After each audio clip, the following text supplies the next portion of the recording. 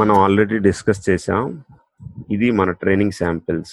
Super script అని ఉన్నాయి అని అంటే మన ట్రైనింగ్ శాంపిల్స్. ఇందులో ఒక ఇన్పుట్ ఉంటుంది, ఒక అవుట్పుట్ ఉంటుంది. ఈ ట్రైనింగ్ శాంపిల్స్ అన్నింటినీ కలిపి మనం ట్రైనింగ్ సెట్ అంటున్నాం. సెట్ అంటే గ్రూప్ ఆఫ్ ఎలిమెంట్స్ కాబట్టి. ఇప్పుడు ఎగ్జాంపుల్ మన ట్రైనింగ్ శాంపిల్స్ని ట్రైనింగ్ ఎగ్జాంపుల్స్ అని కూడా అంటూ ఉంటాం. మనకి ఒక ట్రైనింగ్ శాంపిల్స్ ఉన్నాయనుకుందాం. ఆ ట్రైనింగ్ శాంపిల్స్ కూడా x1 to xn features ఉన్నాయనుకుందాం.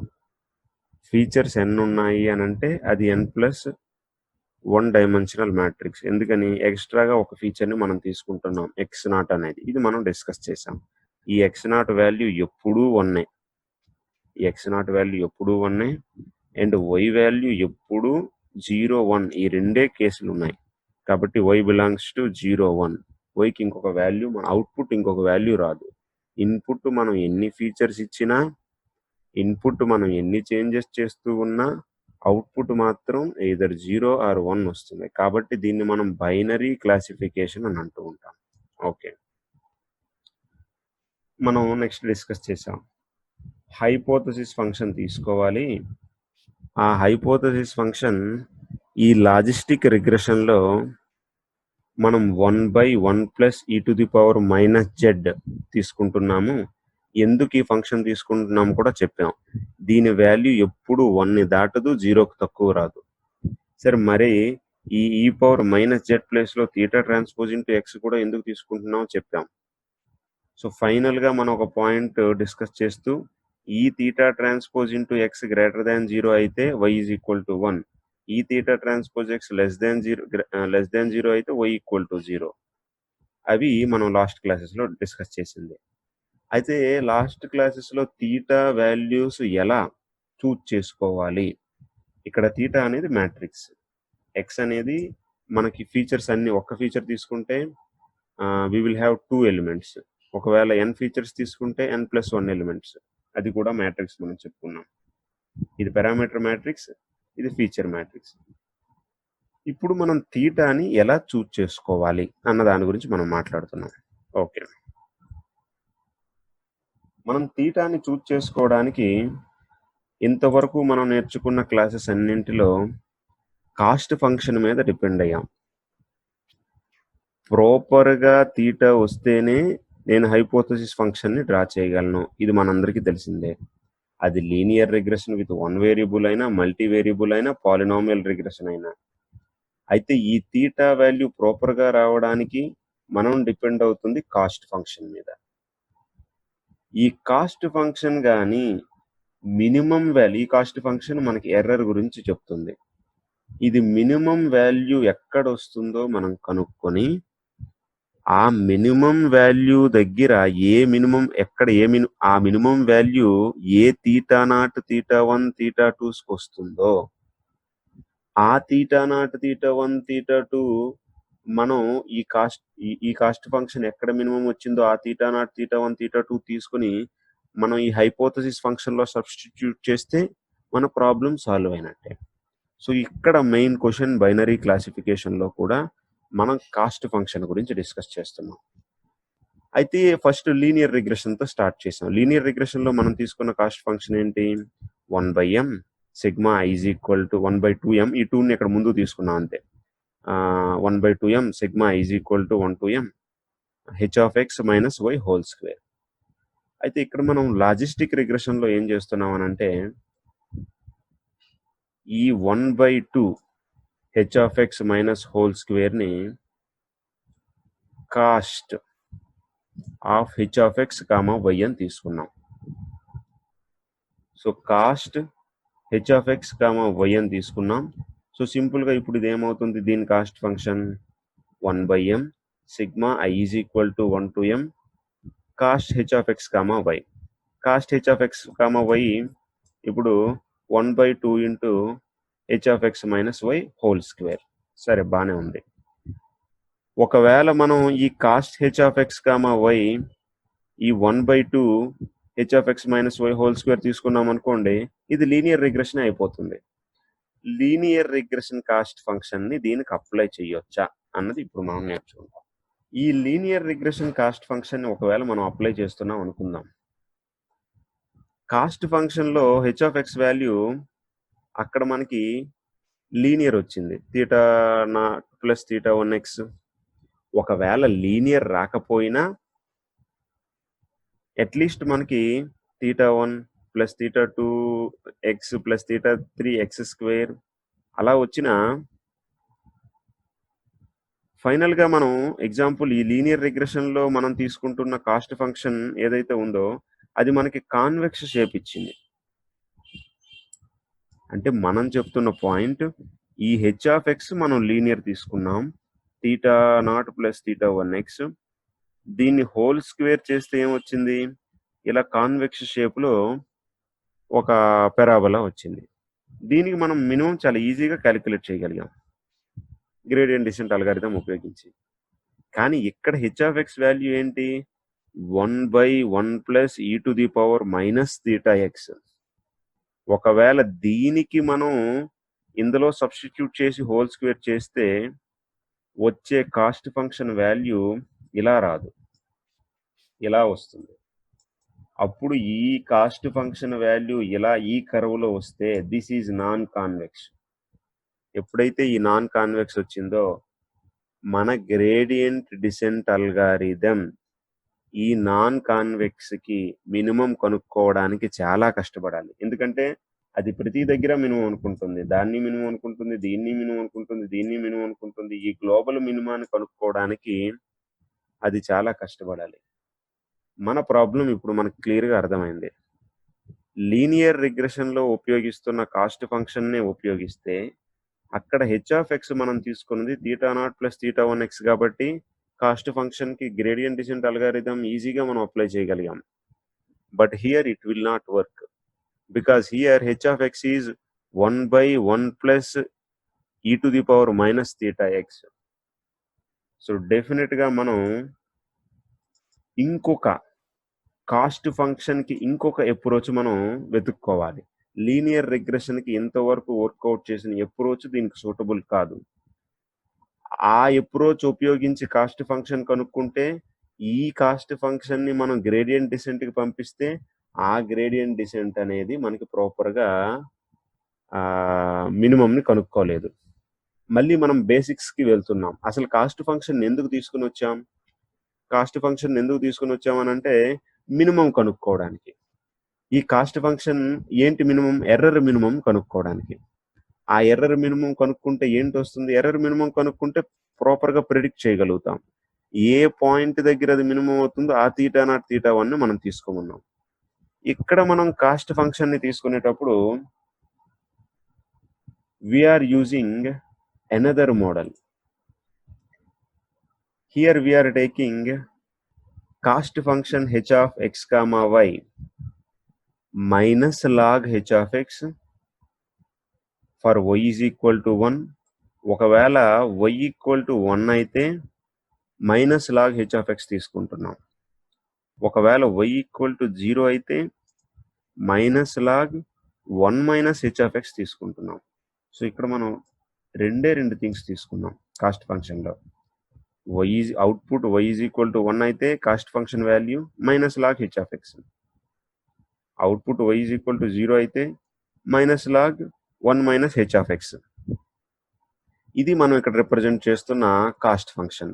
So ఇది మీన్ స్క్వేర్ ఎర్రర్. మనం ఏదైతే square H of X minus Y తీసుకున్నాం అది కాదు. సరే, ఈ log minus log H of X, ఈ minus log 1 - H of X, వీటి గురించి కొద్దిగా ఫెమిలియర్ అవుతాం ఎందుకంటే ఇవి మనకు కొత్త కాబట్టి. హెచ్ ఆఫ్ ఎక్స్ని నేను ఎక్స్ యాక్సిస్ మీద తీసుకున్నాను. H of X value X axis మీద తీసుకొని 0 to 1 వాల్యూస్ నేను ఉంచాను. ఎందుకంటే నాకు కావాల్సింది హెచ్ ఆఫ్ ఎక్స్ 0 to 1 మధ్యలో ఉండాలి, మనం క్లియర్గా చెప్పుకున్నాం. అందుకనే మనం ఆ లీనియర్ లైన్ వదిలేసి సిగ్మాయిడ్ ఆర్ లాజిస్టిక్ ఫంక్షన్కి వచ్చింది మెయిన్ ఒకే ఒక్క రీజన్తో. హెచ్ ఆఫ్ ఎక్స్ వాల్యూ 1 కంటే ఎక్కువ వెళ్ళకూడదు, 0 కంటే తక్కువ రాకూడదు. కాబట్టి నేను లిమిట్ చేశాను H of X values X axis మీద 0తో స్టార్ట్ అవ్వాలి, 1తో ఆగిపోవాలి. ఈ విధంగా ఇప్పుడు నేను ఆ హెచ్ ఆఫ్ ఎక్స్కి ఇప్పుడు మనం ఇక్కడ ఫస్ట్ లాగరిథం మీకు ఐడియా ఉండాలి.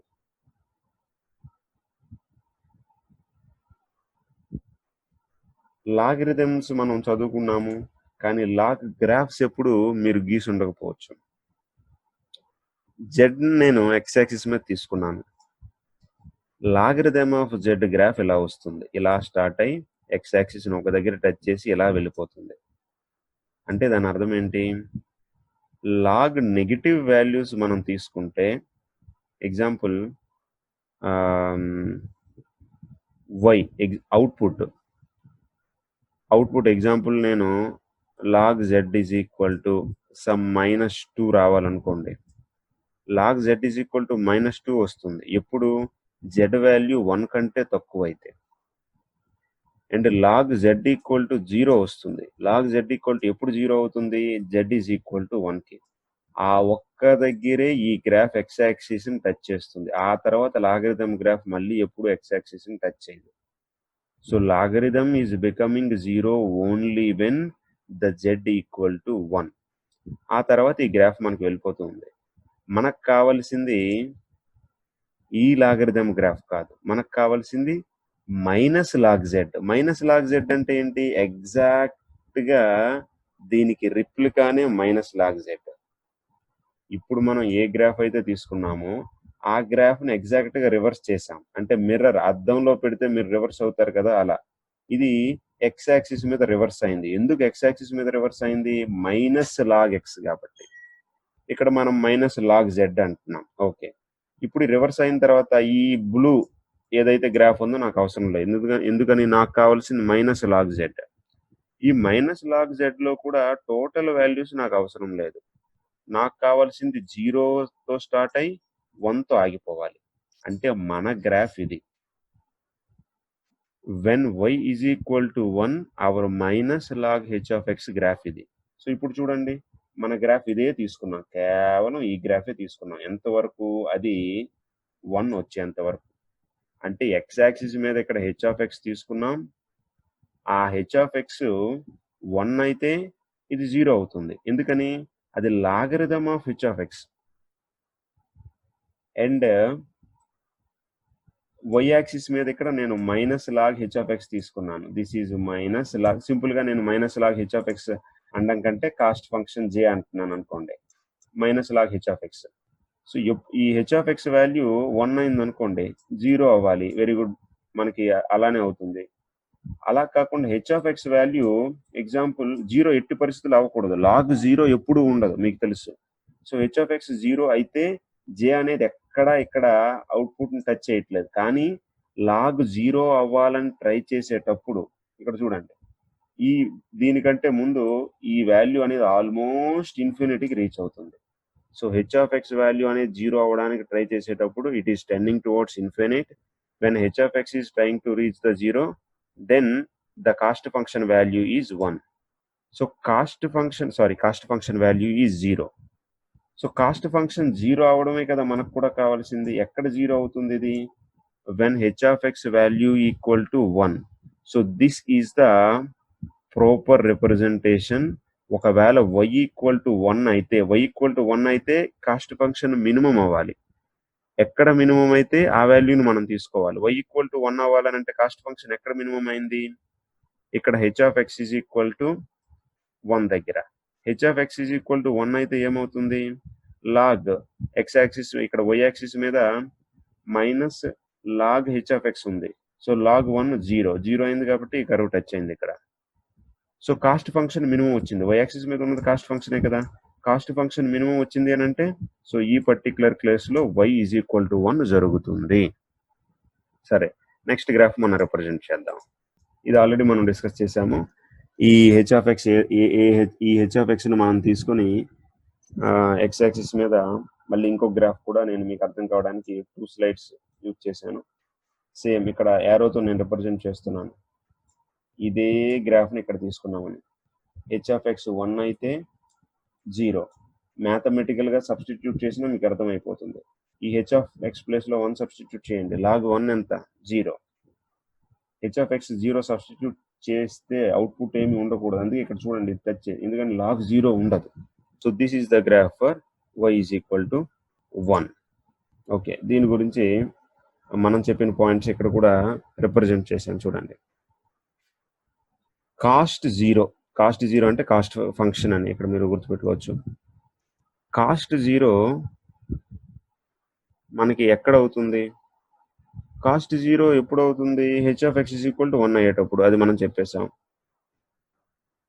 H of X is equal to 1 అయ్యేటప్పుడు ఈ particular graph y is equal to 1 ఏదైతే తీసుకున్నామో కాస్ట్ జీరో అవుతుంది. ఒకవేళ హెచ్ ఆఫ్ ఎక్స్ జీరో అయితే కాస్ట్ ఇన్ఫినిటీ అవుతుంది. కాస్ట్ ఫంక్షన్ వాల్యూ ఎక్కడ జీరో ఉంటుందో అదే మనకి ఎగ్జాక్ట్ అక్కడే మనకి ప్రాపర్ అవుట్పుట్ వస్తుంది. ఆ పర్టిక్యులర్ వాల్యూస్ ఆఫ్ థీటానే తీసుకోవాలి. So y is equal to 1 గ్రాఫ్కి హెచ్ ఆఫ్ ఎక్స్ 1 అయ్యేటప్పుడు కాస్ట్ అనేది ఆబ్వియస్గా జీరో అవ్వాలి. సో ఈ గ్రాఫ్కి అదే అవుతుంది. అదే మనం డిస్కస్ చేసాం. Okay, right. ఇప్పుడు మనం -log1 - H of x graph తీసుకుంటున్నాం. ఇది y ఈజ్ ఈక్వల్ టు 0 అయితే అప్పుడు ఈ వాల్యూని మనం దీనికి అసైన్ చేసాం. -log x గ్రాఫ్ ఎలా ఉంటుంది? -log1 - x -log1 - x ఈ గ్రాఫ్ ఎలా ఉంటుందో మనం చూద్దాం. ఇది 0, ఇది 1. సో -log1 - x గ్రాఫ్ అనేది ఇలా ఉంటుంది. ఇక్కడ example, if we substitute z is equal to 0, then log1 value is 0. z is equal to 0 అయ్యేటప్పుడు ఇది 0 అవ్వాలి. అందుకనే ఈ కర్వ్ అనేది ఆరిజిన్ నుండి స్టార్ట్ అవుతుంది. ఆరిజిన్ నుండి స్టార్ట్ అయ్యి ఇలా కంటిన్యూస్గా ఈ కర్వ్ అనేది ఇలా ఇంక్రిమెంట్ అవుతూ ఉంటుంది. Now when we substitute z is equal to 1, ఇది లాగరిథం 0 అవుతుంది. z is equal log 0 ఎప్పుడు ఉండకూడదు. కాబట్టి H of X is equal to 1 దగ్గర దీనికి అసలు వాల్యూ ఉండదు. H of X is equal to 1 దగ్గర దీనికి cost function value almost tending towards infinite.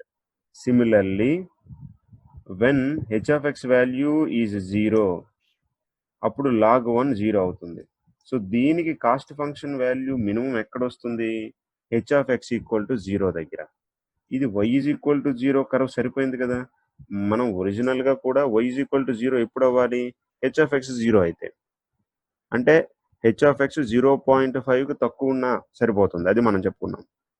అలానే బెస్ట్ ఎప్పుడు వస్తుంది? హెచ్ ఆఫ్ ఎక్స్ 0 అయితే y ఈక్వల్ టు 0 అవడం. అలానే ఒకవేళ హెచ్ ఆఫ్ ఎక్స్ అనేది ఇక్కడ 1 అయితే y ఈక్వల్ టు 0 ఎట్టి పరిస్థితుల్లో అవ్వకూడదు.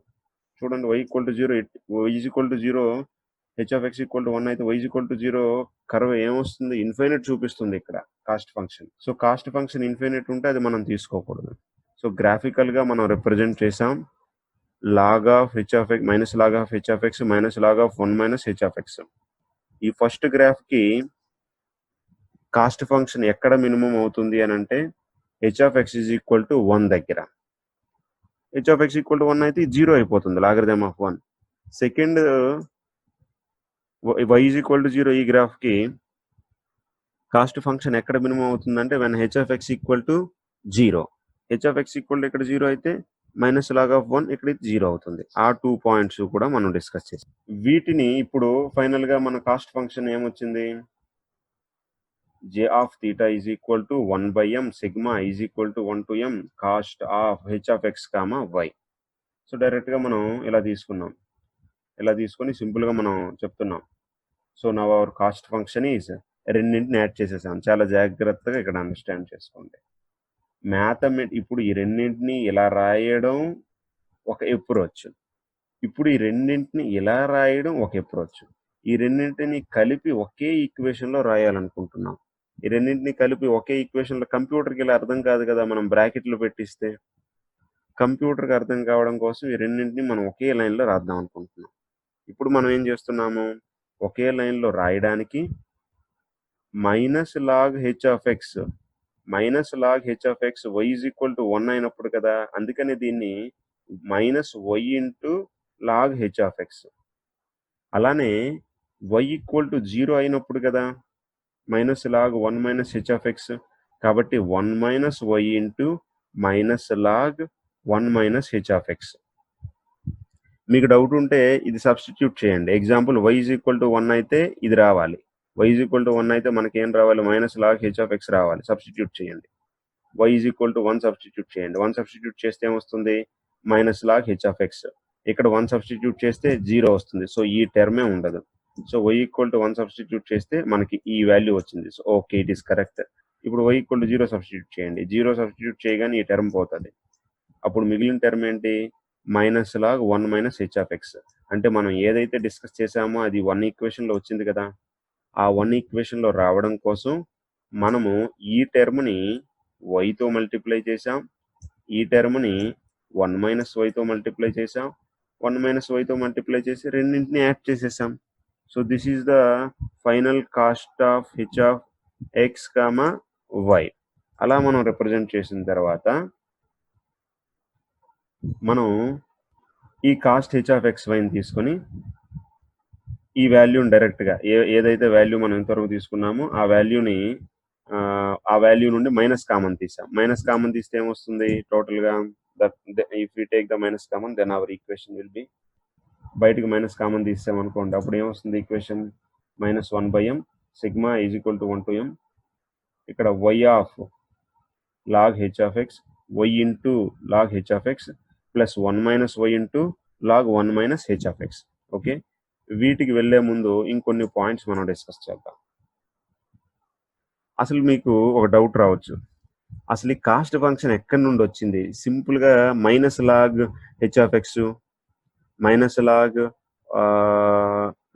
H of X, minus log 1 minus H of x మనం తీసుకున్నాం కదా. ఇది తీసుకోవాలన్న అసలు ఇదే ఎందుకు తీసుకోవాలి, ఇది తీసుకోవాలన్న థాట్ ఎక్కడి నుండి వచ్చింది? అంటే ఇప్పుడు ఇది వర్క్ అవుతుంది కరెక్టే, బట్ తీసుకోవడానికి ఎక్కడో దగ్గర మనకు పాయింట్ ఏదో ఒక సోర్స్ ఉండాలి కదా. దేన్ని బేస్ చేసుకొని ఈ బైనరీ క్లాసిఫికేషన్కి ఈ cost function y is equal to 1 అయితే minus log H of x, y is equal to 0 అయితే minus log 1 minus H of x అని తీసుకున్నాం. అది ఇప్పుడు వర్క్ అవుతుంది నిజమే, కానీ ఎలా, అసలు థాట్ ఎలా వచ్చింది అని అంటే, ఇన్ జనరల్గా స్టాటిస్టిక్స్ మనం యూజ్ చేసేటప్పుడు there is a principle called the principle of maximum likelihood estimation. అది స్టాటిస్టిక్స్ అనే, మన మ్యాథమెటిక్స్లో స్టాటిస్టిక్స్ అనేది ఒక పెద్ద సబ్జెక్ట్. దాంట్లో ఈ ప్రిన్సిపల్ ఆఫ్ మ్యాక్సిమం లైక్లీహుడ్ ఎస్టిమేషన్కి ఎఫిషియెంట్గా పారామీటర్ డేటా డిఫరెంట్ మోడల్స్కి అప్లై చేసేటప్పుడు ఈ ఫలానా లాజిస్టిక్ మోడల్ ఏదైతే ఉంటుందో మన సిగ్మాయిడ్ మోడల్కి ప్రాపర్గా మనం ఎర్రర్ కనుక్కోవడానికి we use the minus log H of x for y equal to 1 and minus log 1 minus H of x for y is equal to 0. అలా అయితే అప్పుడు దానికి కాన్వెక్స్ వస్తుంది. కాన్వెక్స్ షేప్ వస్తే ఏమో, అది దానికి కాన్వెక్స్ షేప్ వస్తే చాలు, మన గ్రేడియంట్ డిసెంట్ అల్గారిథం మిగతా పని చేసుకుంటుంది. వన్స్ దానికి కాన్వెక్స్ షేప్ వస్తే అది మినిమం వాల్యూ కనుక్కోవడంలో gradient descent algorithm already expert. మనం దాన్ని ఆ విధంగా మనం డిస్కస్ చేసాం. ఆ కాన్వెక్స్ షేప్ వచ్చే గ్రాఫ్ ఉన్న కాస్ట్ ఫంక్షన్ రావడం కోసం ఈ లాజిస్టిక్ మోడల్ ఏదైతే ఉందో 1/1 plus e to the power minus Z, దానికి మనం ఈ y ఈక్వల్ టు 1 అయితే minus log H of X తీసుకోండి, y ఈక్వల్ టు 0 అయితే minus log 1 minus H of X తీసుకోండి అని చెప్పాం. ఒరిజినల్గా మనకి ఇవి స్టాటిస్టిక్స్ నుండి తీసుకున్నాం. That is from principle of maximum likelihood estimation. Present మీకు ఒకవేళ principle of maximum livelihood estimation మీకు తెలియకపోయినా వచ్చే నష్టమేం లేదు, బట్ సమ్హౌ మీకు అర్థం కావడానికి ఎక్కడ ఏ సోర్స్ నుండి మనం తీసుకున్నామని చెప్పాం అంతే. ఓకే, మనం మళ్ళీ మన కాన్సెప్ట్ వచ్చేస్తున్నాం. ఫైనల్గా మన cost function minus 1/m sigma I is equal to 1 to m. ఇక్కడ దీని వాల్యూ ఇప్పుడే మనం డిస్కస్ చేసాం, y into log H of X 1 minus y into log 1 minus H of X. Minus ముందుకు తీసి పెట్టేసాం, ఇక్కడ ఉంది మైనస్లు ఏమైపోయాయి అంటే టోటల్ మైనస్ కామన్ తీసి ఇక్కడ పెట్టేసాం. ఇప్పుడు మన కాస్ట్ ఫంక్షన్ రెడీ అయిపోయింది. ఇప్పుడు కాస్ట్ ఫంక్షన్ రెడీ అయిన తర్వాత మనకి మిగతా స్టెప్స్ తెలుసు. ఏంటి చేయాలి మన మిగతా స్టెప్స్? ఈ minimum value of cost function కనుక్కోవాలి. Minimum value of cost function కనుక్కుంటే ఆ వాల్యూ మనకు అవసరమా అన్న పాయింట్ కంటే, ఎక్కడ ఏ తీటా వాల్యూస్కి మినిమం ఆఫ్ కాస్ట్ ఫంక్షన్ వస్తుందో ఆ తీటాని మనం కనుక్కొని ఈ తీటా ట్రాన్స్పోజ్ ఎక్స్ అన్న ఈ హైపోథసిస్ ఫంక్షన్లో సబ్స్టిట్యూట్ చేస్తే మన కంప్యూటర్ అవుట్పుట్ని మన న్యూ శాంపిల్స్ మనం ఇచ్చేటప్పుడు ఎగ్జాక్ట్గా ప్రిడిక్ట్ చేయగలుగుతుంది. దాన్ని చేయడానికి మనం we are going for gradient descent. Already gradient descent is efficient thing for the logistic regression. So gradient descent మనం గ్రేడియంట్ డిసెంట్ ఏం చేస్తున్నాము, మన గ్రేడియంట్ డిసెంట్ అల్గారిథం మీకు వర్కౌట్ అంతా ఏ విధంగా మొత్తం స్టెప్స్ అన్ని కూడా మీకు ఐడియా ఉన్నాయి. సో థీటా జే తీసుకుంటున్నాము, theta j is equal to theta j minus alpha. Alpha మీకు లెర్నింగ్ రేట్ తెలుసు, do by do theta J of theta తీసుకున్నాం. సరే, జే ఆఫ్ థీటా అంటే ఇప్పుడు మనకి ఇక్కడ వచ్చేసింది జే ఆఫ్ థీటా. ఈ జే ఆఫ్ థీటా లాజిస్టిక్ రిగ్రెషన్ కి సంబంధించింది. ఈ జే ఆఫ్ థీటాని మనం ఇక్కడ సబ్స్టిట్యూట్ చేసి దాన్ని డిఫరెన్షియేట్ చేస్తాం. మ్యాథమెటికల్ గా దాన్ని డిఫరెన్షియేట్ చేస్తే ఎలా అయితే మనం లీనియర్ రిగ్రెషన్ కి డిఫరెన్షియేట్ చేసి తీసుకున్నామో, ఫైనల్ గా డిఫరెన్షియేట్ చేసిన టర్మ్ ఇక్కడ మనం రాస్తున్నాము. So after differentiation do by do theta partial derivative ఇది, do by do theta J of theta we will get 1/m sigma i is equal to 1 to m h of x minus y into x. ఈ terminology మీకు చూస్తుంటే almost మీకు linear regression గుర్తొస్తుంది. Linear regression లో కూడా ఇలానే వచ్చింది, 1/m sigma i is equal to 1 to m h of x minus y into x మీకు గుర్తుంటే. ఆర్ అదర్వైజ్ ఒకసారి మళ్ళీ మీరు ఫెమిలియర్ అవ్వండి, పాత టాపిక్స్ వెళ్ళి సేమ్ ఇదే మనం డిఫరెన్షియేషన్ అక్కడ కూడా ఈ విధంగానే మనకు వచ్చింది. Now we are moving to the next slide. దీన్ని మనం ఆ do by do theta place లో దీన్ని ఏదైతే ఇప్పుడే కనుక్కున్నామో డిఫరెన్షియేషన్, ఆ డిఫరెన్షియేషన్ సబ్స్టిట్యూట్ చేస్తాం. ఈ డిఫరెన్షియేషన్ సబ్స్టిట్యూట్ చేసేస్తే so theta j is equal to theta j minus alpha sigma 1 is equal to ఇదంతా do by do theta j. మర్చిపోకండి, మనం ఒరిజినల్ గా గ్రేడియంట్ డిసెంట్ అల్గారిథం లో మనం క్యాలిక్యులేట్ చేయాల్సింది do by do theta J of theta. This is what we have to calculate differentiation. ఆ partial differentiation final గా వచ్చిన ఈ స్టెప్ ని మనం తీసుకొని, ఇది గ్రేడియంట్ డిసెంట్ అల్గారిథం ఇక్కడ మీరు చూస్తుంటే ఇది లీనియర్ రిగ్రెషన్ లానే ఉంది. కానీ ఇక్కడ ఉన్న చిన్న డిఫరెన్స్ ఏంటంటే అక్కడ హెచ్ ఆఫ్ ఎక్స్ అనేది theta not plus theta 1x, ఇక్కడ హెచ్ ఆఫ్ ఎక్స్ అనేది 1/1 plus e to the power minus theta TX. Algorithm even తో లీనియర్ రిగ్రెషన్ ఎలా అయితే చేస్తుందో ఐడెంటికల్ గా ఉన్నా ఇక్కడ మనకి చిన్న డిఫరెన్స్ ఏంటి అని అంటే H of X is equal to 1/1 plus e to the power minus theta TX అన్నది ఈ హెచ్ ఆఫ్ ఎక్స్ లో సబ్స్టిట్యూట్ చేస్తాం. మిగతా స్టెప్స్ అన్ని సేమ్. థీటా మనం తీసుకుంటాము ఒక పర్టికులర్ ప్లేస్ లో, అక్కడ నుండి డిసెంట్ అవ్వాలి మెల్లమెల్లగా డిఫరెంట్ వాల్యూస్ కి, మెల్లగా మళ్ళీ ఇంకా డిసెంట్ ఇంకా తగ్గాలి, అలా ఎక్కడ వరకు తగ్గాలి మినిమం వచ్చేంత వరకు. ఆ ప్రాసెస్ లో ఆల్ఫా వీలైనంత వరకు స్లో రేట్ తీసుకోవాలి, చిన్న వాల్యూస్ తీసుకోవాలి.